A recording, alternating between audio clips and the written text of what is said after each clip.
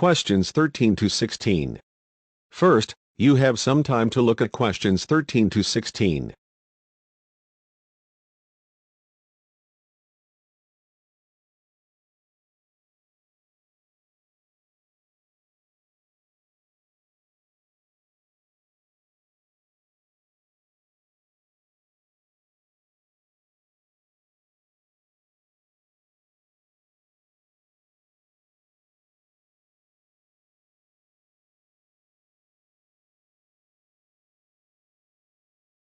Almost all the people who have accidents are badly prepared, you see, and this gives the sport a bad name, which isn't really fair.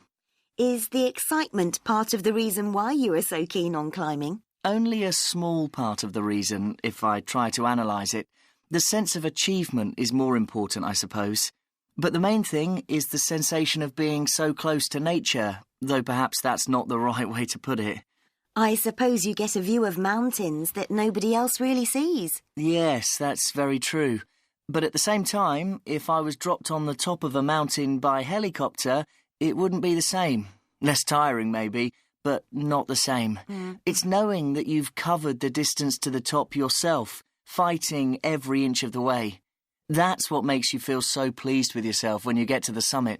Have you always been keen on climbing? Ever since I was about 12, when my parents took me on a holiday to the Lake District, and we went walking almost every day. Suddenly, it hit me that I was completely myself when I was in the hills and mountains, and I knew for certain that's what I wanted to do.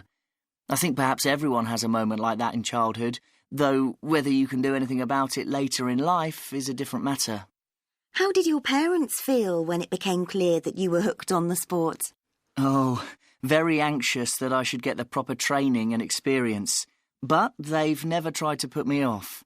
They were able to support me financially, which was useful. I'm not sure that it's exactly what they would have chosen for my occupation in life, but they've never said anything. I'd like to ask you about your last climb in Peru. It was quite an adventure, wasn't it? Definitely. You see, there's a mountain there called Ciula Grande, and nobody had ever climbed the west face. So there I was, with an old friend called Tony Gold. We'd done lots of climbs before, so I suppose we felt fairly sure of ourselves, which, as any experienced climber will tell you, is naturally when it can get dangerous. You make mistakes when you feel confident that you can do it. And what exactly happened to you? We got lost in a storm and had to spend 14 hours longer than we had planned on the mountain.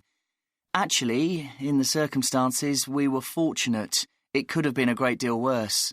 We were told later that storms in that region can last for as much as a week at that time of the year. But while we were there in sub-zero temperatures, wondering if anyone would ever find us, that's certainly not how it felt. Well, I'm sure we're all delighted that your adventure turned out happily in the end. Thanks for joining us, and carry on climbing. Thank you, I will.